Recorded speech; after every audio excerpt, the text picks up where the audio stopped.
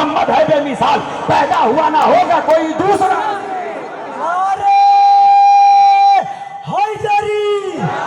بیدم یہی تو پانچ ہیں مقصود کائنات، بیدم یہی تو پانچ ہیں مقصود کائنات، خیر النساء حسین و حسن مصطفیٰ علی، نعرہ حیدری۔ کہا علی بنا دے، کہا علی تو نہیں بناؤں گا، علی کی بو دے دوں گا، تو علی کی بو جیسے ہی ملی تو اب وہ بو علی شاہ قلندر ہو گئے۔ ارے جب بوئے علی کا یہ مرتبہ ہے تو روئے علی کا کیا مرتبہ ہے؟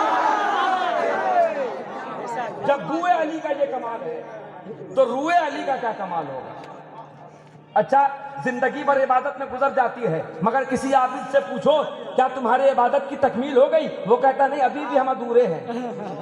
اور اس علی کی حد ناپتا ہے جس کے بارے میں حضور نے کہا ذکر علی کی عبادت۔ علی کی بات تو چھوڑو، علی کا ذکر عبادت ہے۔ اب پہلے عبادت کی حد بتاؤ، پھر علی کی حد بتانا۔ بڑے بڑے آئے حد ناپنے، مگر ان کی حد سمجھ میں آ گئی۔ تو آج میں اپنی بات تک پہنچوں اور بہت تیزی میں اپنی بات سمیٹنے کی کوشش کروں گا۔ یہ شاید مجھے ایسا لگتا ہے کہ یہ جسارت ہوگی کہ حضور بیٹھے رہے اور میں بولتا رہوں، یہ ان کی کرم نوازی ہے۔ یوم ندعو کل اناس بامامہم، اس کے ضمن میں ہم نے ایک حدیث پڑھی تھی، ان الحسین مصباح الہدی و سفینۃ النجات۔ تبریز بھائی دیکھیے گا، اللہ کے رسول فرماتے ہیں بے شک میرا حسین، شک مت کرنا، میرا حسین۔ کون حسین؟ وہ حسین جو کسی حور کو دیکھ لے تو مرد حور بنا دے۔ وہ حسین کہ انسانیت جھوٹ کے سمندر میں جب تھپیرے کھا کر کسی جزیرے پر آ کر پہنچ کر سکون پائے، اس جزیرے کو حسین کہتے ہیں۔ کون حسین؟ حسین کی بات میں کیا کروں، غریب نواز نے لکھ کر قلم توڑ دیا، شاہ حسین، بادشاہ حسین۔ اب جو شوق سے پڑھتے ہیں نا میرا خواجہ مہاراجہ ہے، میرا خواجہ مہاراجہ ہے، کچھ اپنے پڑھتے ہیں اس لیے کہ فیض مل جائے، دوسرے پڑھتے ہیں اس لیے کہ چراغی مل جائے۔ بھائی یہی تو ہوا، جہاں مشقت والی بات تھی وہاں روگردانی کی، جہاں حلوہ اور کھچڑا کی بات آئی وہاں منہ بڑھا کر چل دیے۔ حسین کا کھچڑا اچھا لگتا ہے، حسین کا شجرہ اچھا نہیں لگتا۔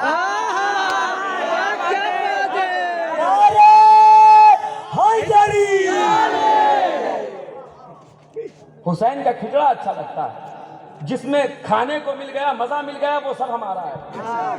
اور جہاں بات آئی قربانی دینے کی وہاں ہم سے کوئی سروکار نہیں۔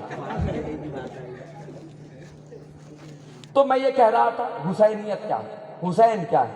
غریب نواز نے کہا، شوق سے کہتے ہیں میرا خواجہ مہاراجہ ہے، میرا خواجہ مہاراجہ ہے۔ کبھی اس کے گریبان کو پکڑ کے پوچھ لینا جو مولا حسین کو یہ احسان کرتے ہیں، کیسا احسان؟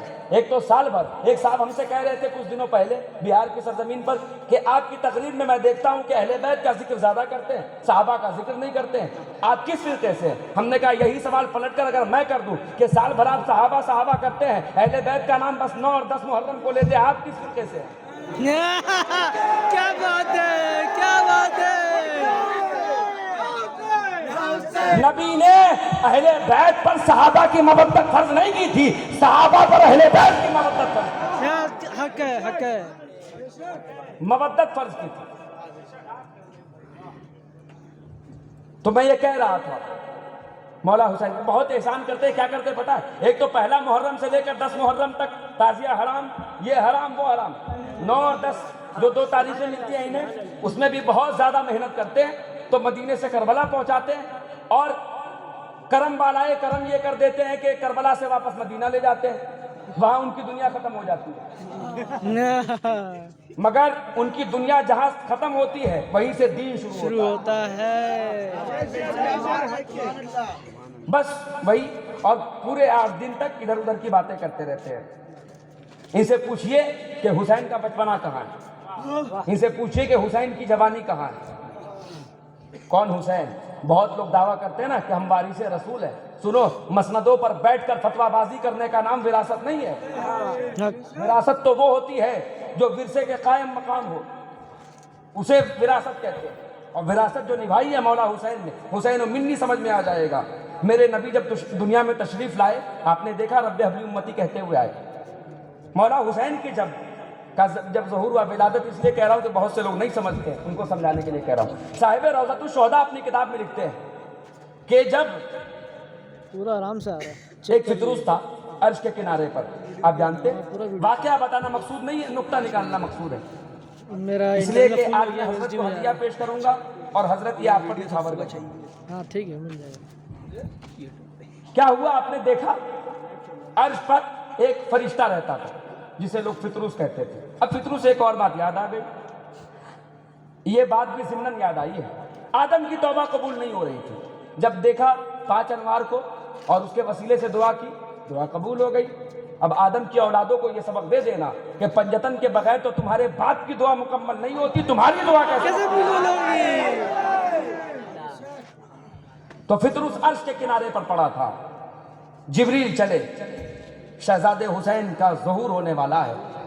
جب جبریل آئے تو دیکھا کہ ایک فرشتہ لاغر و لاچار ہو کر عرش کے کنارے پہ پڑا ہے۔ اس نے کہا جبریل کہاں جا رہا ہے؟ کہا کہ آج جا رہا ہوں، شہزادے حسین کا ظہور ہوا ہے، شہزادے حسین کی ولادت ہے۔ اب تک فطروس مایوس ہو کر بیٹھا تھا، جیسے ہی نام حسین سنا ایسا لگا اسے زندگی مل گئی۔ سبحان اللہ۔ 70,000 فرشتوں پر جس کی قدرت تھی، جیسے ہی نام حسین سنا وہ کہتا ہے جبریل آج مجھے لے کر چلو، میرا مسیحا آ گیا ہے، آج لے کر چلو مجھے میرے درد کا بداوا آ گیا ہے، آج لے کر چلو مجھے میری نجات کا سامان آ گیا ہے، آج لے کر چلو۔ اب رک کر پوچھوں گا فطروس، آدم سے لے کر خاتم تک انبیاء آتے رہے، تم نے جسارت نہ کی، ہمت نہ کی کہ کاش کہ میری بخشش ہو جائے؟ تو فطروس بھی کہے گا کہ جو نبی ہوتا ہے وہ عدل کے منصب پر ہوتا ہے، نبی عدل کے منصب پر، حسین فضل کے منصب پر ہے۔ واہ، آج بھی بڑی بڑی عمارتوں کو دیکھو، عمارت پر یہ نہیں لکھا ہوتا ھذا من عدل ربی، یہ میرے رب کے عدل سے، اگر وہ عدل کرنے پہ آ جائے تو کتنے بلڈنگ والے سڑکوں پہ آ جائے اور سڑک والے بلڈنگوں میں چلے جائے۔ یہ کہتے ہیں ھذا من فضل ربی، اللہ کے فضل سے، اور فضل اللہ کی صفت ہے اور اسی صفت کو حسین کہتے ہیں۔ بے شک۔ نہیں آئے جبریل، نہیں آیا فطروس کو لے کر۔ کب آئے؟ جب مولا حسین کا ظہور ہوا۔ جیسے ہی فطروس آیا حضور کے قریب، جبریل لے کر گئے، جبریل امین عرض کرتے ہیں یا رسول اللہ ایک بیمار آیا ہے، اسے شفا چاہیے، بیمار آیا ہے اسے شفا چاہیے۔ حضور فرماتے ہوا کیا ہے ذرا یہ بھی بتا دو۔ اچھا اب یہ لوگ جو علم غیب ثابت کرتے ہیں نا ہر منبر سے، ان سے پوچھئے کیا حضور کو پتا نہیں تھا کہ فطروس کو کیا ہوا؟ جو بہت سنیت کا ڈھونگ رچتے اور کہتے ہیں ہم سنی ہیں، ہم حضور کے علم غیب کے لیے لڑتے ہیں، ان سے پوچھنا حضور کو پتا نہیں تھا کہ فطروس کو ہوا کیا؟ حضور نے بتایا حسین کی شان کیا ہے۔ کیا بتایا؟ کہا کہ اسے ہوا کیا تھا؟ انہوں نے بتایا کہ ایک مرتبہ ایسا ہوا کہ اس نے اپنے بالوں پر کو دیکھ کر اکڑ کر کہنا شروع کیا مم مثلی، کون ہے میری طرح؟ اللہ کو اس کا غرور اچھا نہیں لگا، اللہ نے اس کے بالوں پر جلا کر عرش کے کنارے اسے پھینک دیا۔